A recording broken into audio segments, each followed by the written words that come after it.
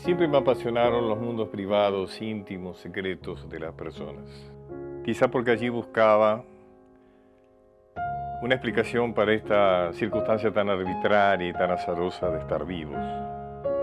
Y las busqué y busco sobre todo en aquellas personas que parecen haberle encontrado un sentido a sus existencias.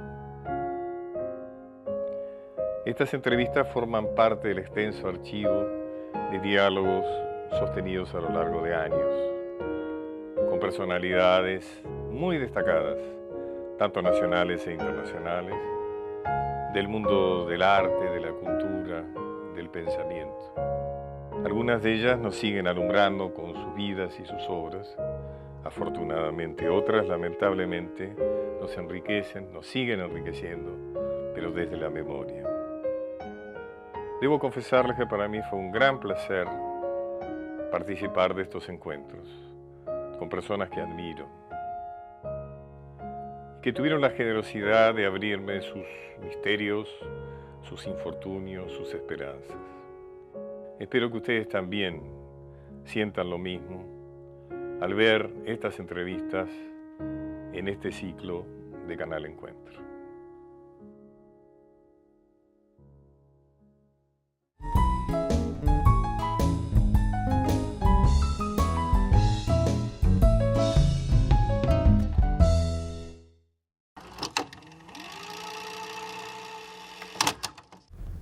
Ariel, Atahualpa Yupanqui tuvo una importancia particular en su vida.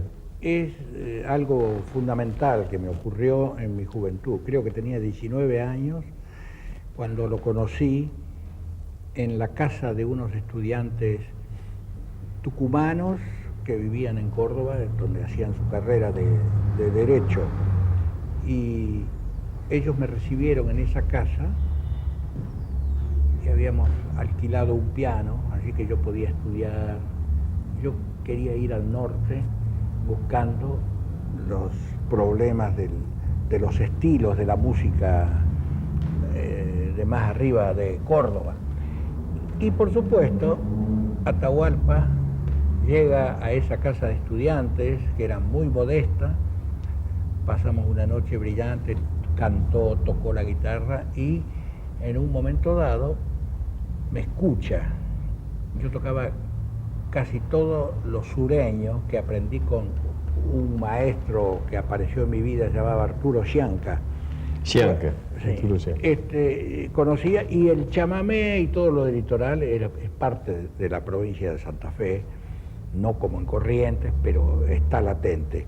El hecho es que Atahualpa, después de escucharme, me dice: lo que usted necesita es conocer el norte para que toque zambas, para que toque chacareras, etc. Y dije, sí, es mi intención, pero yo no tengo ni becas ni medios, soy hijo de un maestro, 6 hermanos, así que era imposible que mi viejo me ayudara. Y dice, bueno, yo mañana le voy a mandar una carta. Me lo dijo en Córdoba en el mes de febrero o marzo del año 40. Y me entrega al día siguiente, con una persona, me entrega un sobre. Y había en el sobre un pasaje en segunda clase para ir de Córdoba a Jujuy, de ida. 10 pesos y una carta para un amigo, para una amiga de él. De su propio peculio, digamos. Sí, pero me dio 10 pesos y me dijo, tiene que ir al hotel Alvear, que era un hotelito que había en la ciudad de Jujuy, cerca de la estación. Yo recuerdo que ese hotelito era piso de tierra y había un catre, y te daban también comida por 2 pesos por día. Es decir, que yo tenía asegurado 5 días de mi vida, pero nunca me olvidé de ese gesto de Atahualpa que me dio la posibilidad de llegar a Jujuy, donde viví un año. Porque esa carta fue milagrosa, me abrió puertas en la ciudad. Toqué mi música en una biblioteca Belgrano, creo que se llamaba en aquella época, se llama.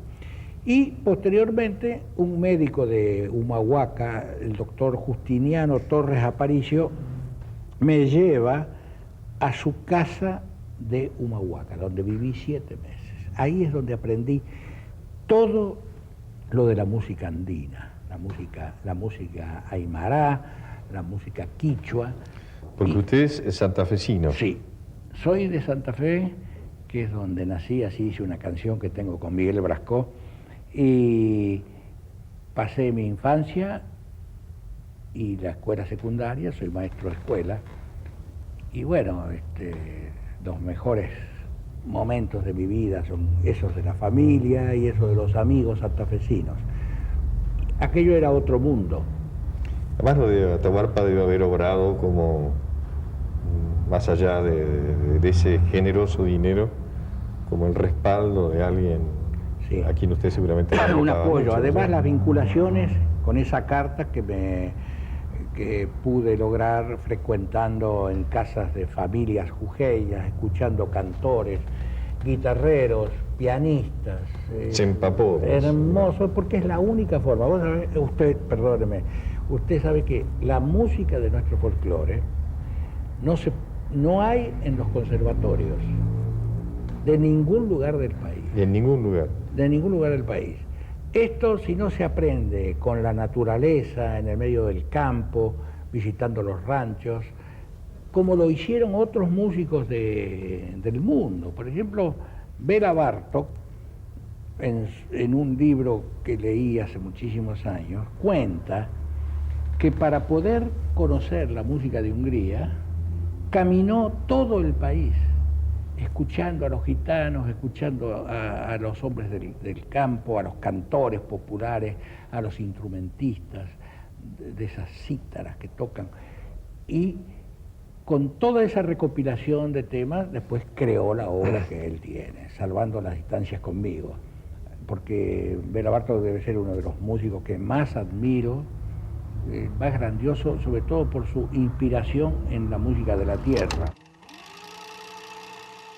Usted coincide con Béla Bartók en que usted ha tenido, indudablemente, cuando uno lo escucha tocar, usted ha tenido una formación académica, ¿no es cierto? Sí. Musical. La hice a los ponchazos por las cuestiones económicas de aquella época. Cuando llegué a Buenos Aires en 1943, entré al Conservatorio Nacional y a los 6 meses me retiré y fui a estudiar con Luis Llaneo directamente a su casa, y estudié. También te vuelvo a decir, la situación económica era muy difícil. Luis Llaneo era una persona de gran prestigio, ¿no es cierto? Sí, además. Director, compositor. Había vivido en Tucumán, así que conocía todo lo que a mí me gustaba.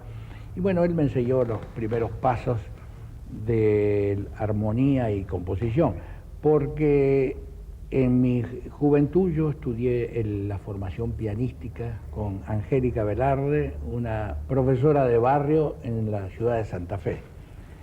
Pero composición empecé con Luis Llaneo algunos años, después viajé a Europa, participé en la escuela, en la Academia de Viena, estuve en Holanda, en Inglaterra, en fin, viajé por todas partes, pero siempre buscando el conocimiento, hasta que cuando ya volví a la Argentina en el 54 y me hice un viaje por América para conocer más, ya me asenté. Y he sido un gran ejemplo para mis hijos, porque cuando eran chiquitos, ellos me veían ir a lo de mi maestro todos los martes y viernes con mi cuaderno, con mi librito. Estudié con Erwin Leuster, un alemán que estaba exiliado acá en la Argentina, y él me hizo descubrir todos los secretos de la música. Estudié 10 años, teniendo alrededor de 38 años en adelante. Es decir, que aproveché muy bien los años nuevos en mi vida económicamente, que ya podía disponer de pagar un maestro. Me toleró muchísimo porque yo empecé a viajar mucho, no solo por el interior del país, sino por el exterior. Pero fue el gran maestro que yo tuve la suerte de conocer y de ser recibido. Todo esto muestra que usted casa. ha tenido siempre un impulso claro hacia la formación, digamos. Usted no se quedaba en lo que era, sino que realmente usted pretendía más. Efectivamente, porque la intuición es el gran valor para un creador. el que no nace compositor, por más que estudie, no va a componer nunca.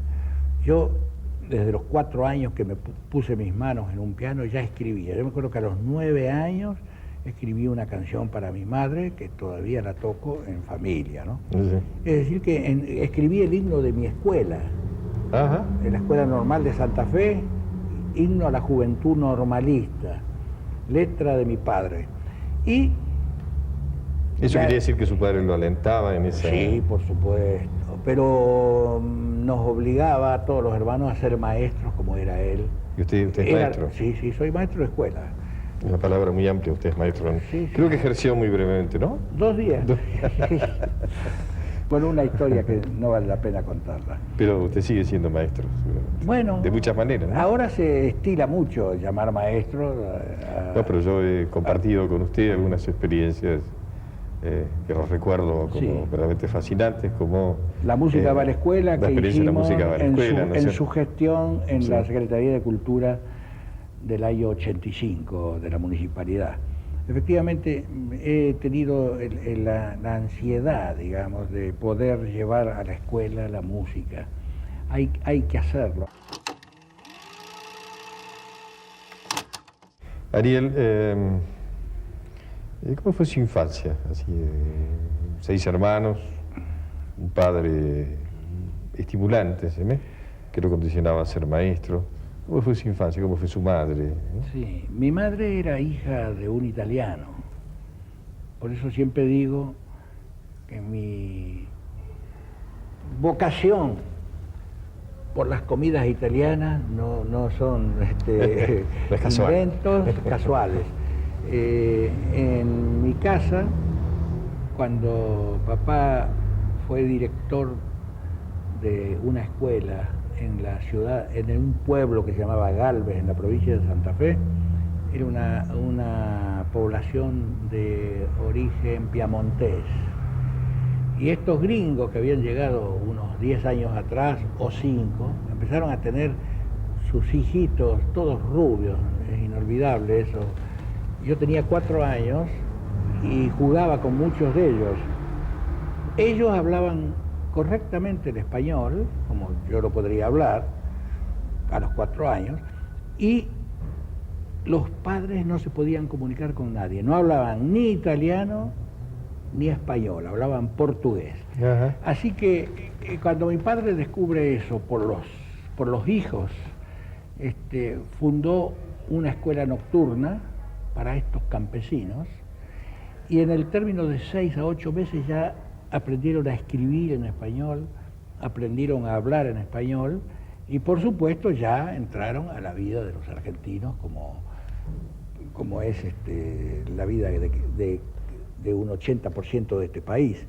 Y es así como el 9 de julio, en mi casa, aún hoy, festejamos en el recuerdo en el cumpleaños de mi padre, con un festejo que lo iniciaron los piamonteses para agradecerle por haberles enseñado a hablar y a escribir. Hicieron este festejo en la casa de ellos con una comida típica del Piemonte, que se llama baña cauda. La baña cauda, claro. Que es un manjar, una exquisitez, y esa receta quedó en manos de mi madre, y todos los 9 de julio, en vez de comer un asado, como se estilaba, comíamos una baña cauda. Después, en el tiempo, con mis hermanos, mis hermanas, yo especialmente insistí en que todos los 9 de julio hay que comer baña cauda. Y así está como una institución en mi familia. Una maravilla esa época. ¿Cómo nació la misa criolla, Ariel? Cuando viví en Europa, que yo le contaba recién, también fue muy duro para mí, pero yo soy católico y recibí de las congregaciones católicas de Europa, especialmente la de Austria, de Alemania, de Holanda, una ayuda increíble. Me alojé en conventos, en colegios de seminaristas, Y en todos esos lugares, en hospitales católicos, me alojaban para que yo no tuviera problemas de comer y de tener una para que pudiera, cama respetable. mantener sus y en los estudios. colegios tenía los pianos, los colegios católicos que me permitían practicar. Bueno, es así que yo viví momentos emocionantes con todo lo que conocí de la gente, y voy a contar una brevísima anécdota que ocurrió en un pueblo de Alemania que se llama Würzburg, a 100 kilómetros de Frankfurt.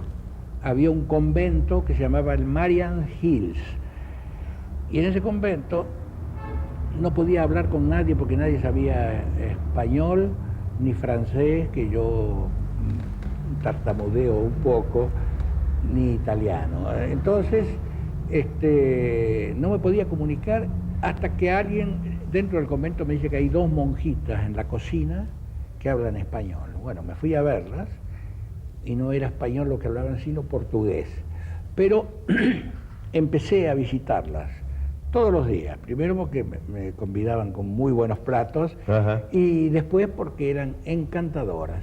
Y ellas me contaron, mirando la ventana que había del otro lado, había un predio, eran jardines. Entonces eran años 52, 7 años que había terminado la Guerra Mundial.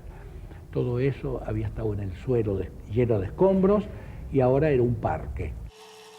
Esas monjitas me contaron que ellas sintieron piedad por unos hombres que estaban detenidos en un campo de concentración que era justo frente al Marienhills. Era un lugar para tener prisioneros a los israelitas. Bueno, y estas monjitas se apiadaron de ellas, y todas las sobras del convento a la noche lo metían en una bolsa, y con el riesgo de su vida, era a la horca, ayudar a un judío.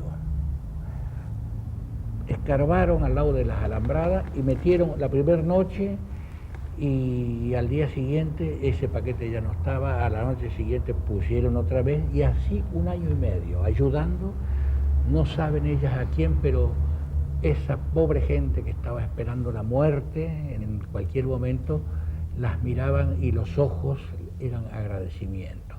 A mí me conmovió esa historia. Cuando volví a la Argentina, en alta mar, tuve la primera idea de una obra religiosa en agradecimiento a los centenares de manos y a toda esa experiencia que yo viví, y es así que pensé en que tenía que escribir una obra de tipo religiosa. Pensar que ese gesto arriesgado y lleno de amor, ¿no es cierto?, dejar esa bolsita de alimento, entre otras cosas, genera del otro lado del océano, y quizás sin que, como usted dice, sin que se enteren ellos mismos, una obra como la suya, que tiene una particularidad, la misa criolla, y es que ha ido creciendo con el correr del tiempo, ¿no es cierto? Efectivamente. Cada vez se representa en lugares más importantes, cada vez se representa con las artistas más significados. grabaciones que se han hecho en el mundo.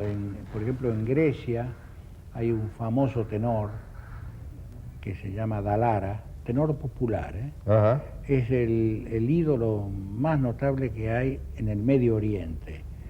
Permanentemente hace giras por todo el Medio Oriente. Acá a la Argentina no vino nunca, yo estoy organizando la posibilidad de que llegue. Canta la misa criolla. Bueno, José Carreras la ha cantado Y también. José Carreras, por supuesto. Ahora acaba de aparecer en este nuevo sistema, video láser, Ajá. que es un disco así de grande como de platino, se lo pone en el aparato y aparece en la pantalla del televisor la imagen y el sonido perfecto. Hace poco usted acaba de representarla, de ejecutarla en Londres, ¿no es cierto? La semana pasada estuve en el Royal Festival Hall con un público que lamento que no nos permitieran filmar. Es decir, nos permitían, pero había que poner 30.000 libras esterlinas. una cifra que está mucho más allá de las posibilidades aún de los sponsors que me acompañaron, ¿no? De todas maneras, tengo una grabación que alguna vez se la voy a hacer escuchar porque hicimos unos cassettes, pero no para venderlos, para tener el documento. ¿Usted se quedó satisfecho? Fabuloso, porque esa gente en Inglaterra, que hemos tenido tantas diferencias por todo ese momento desgraciado que nos tocó vivir, es una gente que en el fondo nos quiere mucho como nosotros los queremos a ellos. No nos podemos desligar del recuerdo de lo que ha significado Inglaterra en nuestro país, en el desarrollo del campo, de la ganadería, de los ferrocarriles, todo lo que le hemos debido a esta gente. Por supuesto que ellos venían a hacer sus negocios, pero también la Argentina se benefició mucho por la exportación. Pero le digo que en esta visita que yo hice, yo recibí el afecto entero de un pueblo, y voy a contar algo muy gracioso, porque algunos periodistas me preguntaron con alguna ironía qué sucedía cuando un inglés venía a la Argentina, a Buenos Aires, por ejemplo, si era insultado, si lo silbaban, si lo agredían. Entonces yo les dije como respuesta, esa pregunta no debiera hacérmela a mí, porque yo no puedo pensar por un hecho aislado que puede ocurrir o no. Usted tendría que dirigirse hoy mismo o mañana a los Rolling Stones, que estuvieron en Buenos Aires hace 3 meses, hicieron recitales en el interior del país y 5 conciertos en el estadio de River, donde metieron más de 300.000 personas. El príncipe Eduardo también estuvo aquí, ¿no? El príncipe Eduardo también estuvo acá y así fue muy bien recibido. Pregúntele a ellos ¿Cómo le fue? Que convocaron 300.000 personas que los han victoriado, y además se llevaron de acá como 8 a 10 millones de dólares. Es así. Ariel, ¿cuál es la versión de la, si se puede hacer esta pregunta, cuál es la versión de la misa criolla que usted más lo satisface? Claro, si usted que tuviera que elegir una. Hay 2 pasajes, lo de los fronterizos, especialmente el Negro López y Eduardo Madeo, eso es inolvidable, porque es lo natural de aquí. Son las voces que... ¿Qué fue la primera versión? Fue la primera versión, se vendieron 6 millones de discos. Pero en el año 87... Con el coro del Socorro, ¿no era? Con la cantoría del Socorro y Segade, que fue el arreglador y el director de la obra. Pero en el año 87 me llaman de Inglaterra precisamente para permitirme la posibilidad de grabar con José Carreras, cosa que acepté. Se realizó, la grabación se hizo en Santander, en España, en una iglesia, con un coro vasco y un coro español, se juntaron los 2 coros y fue extraordinaria. Seguramente en mejores condiciones técnicas que la primera. No sé, pero...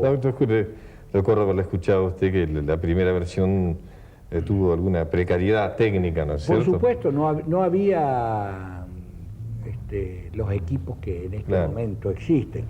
Sin embargo, creo que la mejor versión es la tercera que hice con José Carreras, en esa iglesia que hablé recién, Misión Dolores, y que ya ha salido en ese sistema nuevo que hay, que está inundando el mundo.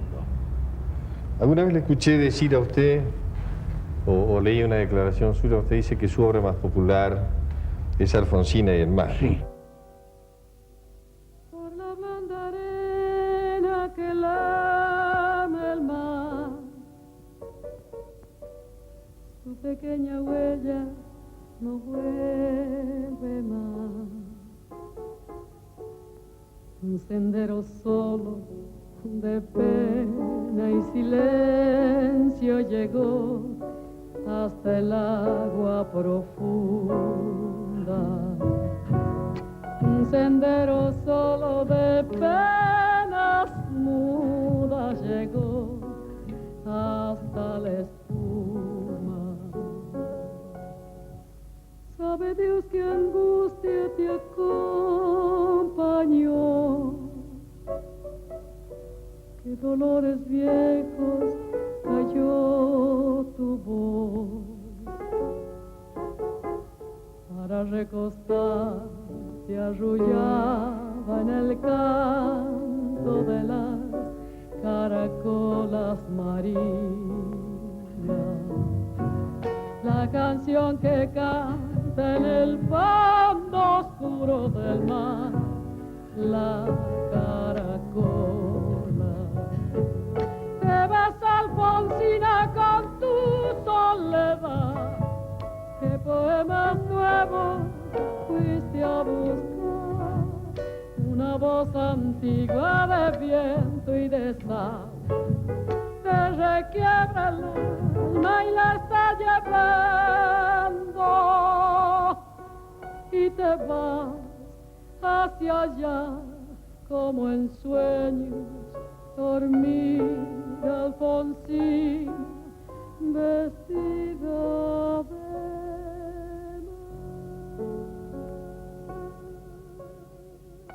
Bueno, esa Alfonsina era una de las obras que más de mi repertorio se escucha en España. Actualmente, antes, después de la grabación que hice con Mercedes, y lo mismo en toda América. La letra es de Félix Luna. Félix Luna fue el que le puso la letra.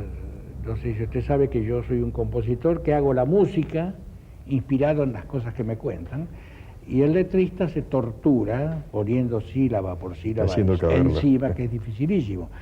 Félix Luna es el autor del 90% de mi obra y realmente es un hombre inspiradísimo.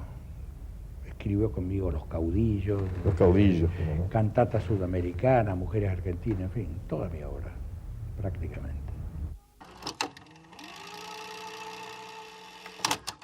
¿Cómo nace un tema, Ariel? Hay muchas historias sobre cómo escriben los compositores. Por lo que he leído, por lo que me han contado, cada uno tiene su manera. Yo tengo una forma muy particular. Yo puede decirse que cuando estoy en mi casa, quiero decir con esto que cuando no ando en giras, escribo todos los días. ¿Todos los días? Todos los días escribo algo. Tomo nota y guardo. Todos esos trozos son la base de futuras obras que a veces sirven, otras veces no. Usted tiene obras que he escuchado inspiradas en los tobas, ¿no es cierto? Sí, eso es muy interesante. Al indio Toba le escribí, porque yo viví mucho en el Chaco y pude tener esa temática. En su vida, usted ha logrado lo que es en base a sacrificio, esfuerzo, constancia y una gran dedicación al trabajo, ¿no es cierto? Exclusivamente, sí. Resulta que cuando les relaté a este público y a usted esos momentos de mi vida en Europa, yo dije al principio que yo soy maestro de escuela, es decir, que yo tenía una preparación, tenía un estilo, tenía todo, pero no era lo mismo escribir una carta. En aquella época no era posible hablar por teléfono a la distancia, ni mandar fax, ni telegrama siquiera. Todo era epistolar. Yo escribía diariamente una carta a mis padres, a mis amigos, y escribiendo todos los días me hice de un estilo que me fue elogiado por muchos que leyeron mis cartas, y eso es lo que pasa con la música. Escribiendo todos los días se crea un estilo y se recrea. Y el día que no escribo, yo pierdo un día. Y cuando son 2 días, pierdo 4. Y así se va multiplicando. La inspiración es el producto del trabajo. La inspiración está adentro, si no, no podría escribir. Cuando leíamos a lo que hacía Schumann, Chopin, que miraban una mujer o unas rosas y se inspiraban. Yo no sé si es verdad eso. Ellos también escribían todos los días. El oficio, el que supera a esa inspiración o a ese momento mágico, porque a veces inclusive el compromiso de cumplir con un encargo, como fue el de Navidad Nuestra, que está en el dorso de Misa Criolla, el tiempo se acortaba y yo no lo tenía, teníamos que grabar en el mes siguiente, y entonces una noche lo llamo a Félix Luna y le digo, mirá, ya no puedo esperar, no me alcanza el tiempo, quiero que vengas. Sí, pero estoy muy ocupado. Llegó a las 12 de la noche Félix Luna a mi casa. Y le digo, mirá, vamos a escribir sobre esta temática, pero vos me vas a dar los títulos. Sí, la obra se va a llamar Navidad Nuestra. Y empezamos por la Anunciación. Entonces, yo digo, bueno, la Anunciación, porque la Navidad Nuestra es algo de la imaginación de Félix, que me lleva a poner todo el hecho de Jesús y María y la criatura, pero trasladado al territorio argentino. Entonces, jinete de un rayo rojo, viene llegando el ángel Gabriel, dice, el chamamé. Y sobre la música que yo hice, Félix Luna escribió esas palabras. Después la peregrinación, se me ocurre que tiene que ser una huella, y así después viene la Anunciación, una vidala. Yo voy creando todos esos temas, y de toda la obra, que tiene 6 temas, en esa noche, desde las 12 de la noche a las 7 de la mañana, escribimos 5 de los 6, que son las canciones más famosas que hemos tenido, tanto Félix Luna y yo juntos, porque la peregrinación la tocaron en Estados Unidos, en Francia, en Alemania, en todos los países del mundo. Y es una sorpresa, porque a veces uno puede pasar un mes, 5 meses sin poder componer algo original. Yo dije hace un rato que siempre compongo, pero cosas originales no siempre. Pero esa noche salieron todas. Y el último tema... Lo que pasa es que hay que estar listo para aprovecharlo. No pude escribirlo y tardé como un mes en terminar el último tema. Una noche para 5 temas y un mes para un tema. Un mes para un tema. Por eso es un misterio, y es un milagro, y es un momento en la vida. Ariel, usted ha conocido mucha Argentina y mucho mundo. ¿Cuáles son las personalidades que más le impactaron de las que conoció? Especialmente las figuras de la música me han impactado. He conocido muchísimos compositores. Tuve amistad y admiración por Ginastera, uno de los grandes músicos que ha tenido este siglo la Argentina. Con motivo de mi presidencia en muchos años de la Sociedad de Autores y Compositores, ADAIC, ahí he conocido la flor y nata de los compositores, no solamente los de la música sinfónica y de cámara, que tenemos brillantes creadores en la Argentina, sino el de la música popular. Por ejemplo, acá hay un hombre que ya debe tener cerca de 97 años, tiene una lucidez increíble, que es Cadícamo. Sí, cómo no. Ese es un hombre que no hay tango que no tenga la letra de él, porque ha escrito tantos tangos, tantos compositores han ido a buscarlo para sus letras, y es un hombre que está en la plenitud de su mentalidad. Es un hombre extraordinario, hay que sentarlo en esta cámara. Sí, tenemos planeado hacerlo. Traerlo, que hable él, se le pone el micrófono y empieza a hablar toda la tarde y le van a decir basta, porque va a seguir hablando. Tiene una memoria y tiene mucho para contar. Y tiene para contar de todos. Ha escrito tangos con Homero Mansi. Bueno, no voy a poder nombrar a todos los que... ¿Cómo no? Pero ha escrito con todos. El tango se debiera llamar cadícamo.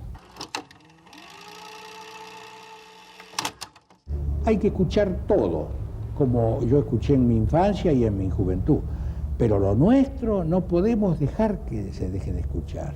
Es como también nuestros libros, no es posible no leer a Sarmiento, a Alberdi. El país necesita una fuerza mayor por la cultura, con dinero que es necesario, porque nada se hace si no hay dinero. Y el Ministerio de Cultura va a ser la solución de estos problemas. Estuve en París hace poco y vi lo formidable que han hecho los franceses en agrandar el Louvre, museo que tiene ya sus 100 y tantos años, y ahora le han hecho unos nuevos pabellones donde se deben haber gastado, la pirámide esa de cristal, 3.000 millones de dólares. Bueno, pero les vuelve, les regresa. Les regresa porque son miles de personas las que visitan diariamente ese museo, gente de Corea, de Japón, de Argentina, de Inglaterra, de toda Francia, de Italia, toda la gente, todos los idiomas están ahí llenando en invierno, en el verano. En el verano es imposible entrar, ya ni al viejo Louvre ni al nuevo. Por eso digo que el ingreso para los estados por la cultura también debemos tener en cuenta que es imposible de creer cuando se habla de las cifras que tienen los países europeos.